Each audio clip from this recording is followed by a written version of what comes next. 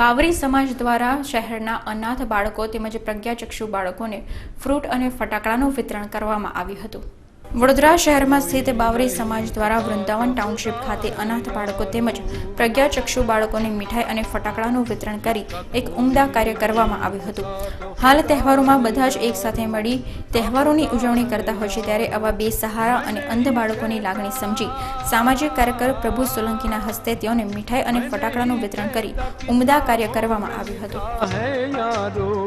जिसका कोई नहीं उसका तो खुदा है यारो, हाँ खुदा है यारो, हाँ खुदा है यारो।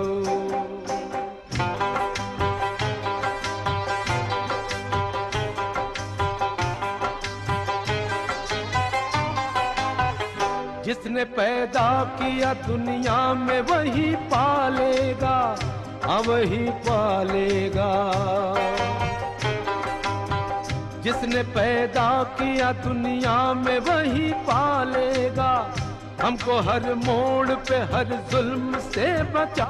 आज यहाँ जेने आँखથી દીખતું નથી અંધજનોને એમના માટે સલીમભાઈ ને રમીલાબેન એ લોકો બધા મળીને અહીંયા પ્રોગ્રામ રાખેલો હતો કે મીઠાઈને પાકીટ ને જમવાનું રાખેલું હતું।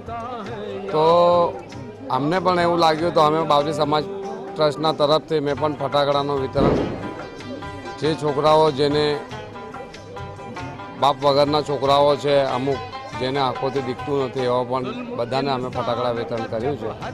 गुजर जाता है, हाँ गुजर जाता है। जुल्म इंसान का जब हद से गुजर जाता है, वो किसी और ही सूरत में पास आता है।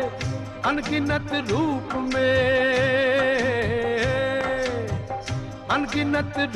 में वो हमसे मिला है यारो। जिसका कोई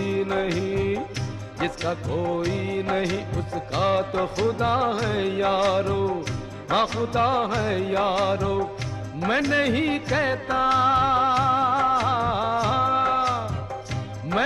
આજે દિવાળી પૂર્વે અંધ પરિવાર તથા વિધવા પરિવારને વૃંદાવન ટાઉનશીપમાં શ્રી પ્રભુભાઈ સોલંકી દ્વારા મીઠાઈ વિતરણ ઉપરાંત નાના બાળકોને ફટાકડાનું વિતરણ કર્યું। ઘણા દૂર દૂરથી પરિવાર આવીને એમાં લાભ લીધો। ગોરવા, કેલનપુર અને એ પરિવારોએ આનંદ મેળવ્યો। હું દાતાઓ તથા સમાજનો આભાર માનું છું તથા પ્રેસ મિત્રોનો કે આ સમયે પોતાનો મૂલ્ય સમય આપ્યો, મીઠાઈ તથા ફટાકડાનું વિતરણ કર્યું। હા, નાના વિધવાઓના તથા અંધજનોના બાળકો હતા અને એ લોકોએ આનંદ મેળવ્યો મીઠાઈ તથા ફટાકડાની। ડૉક્ટર સલીમ વોરા, હિન્દી સાથે પીએચડી કર્યું છે।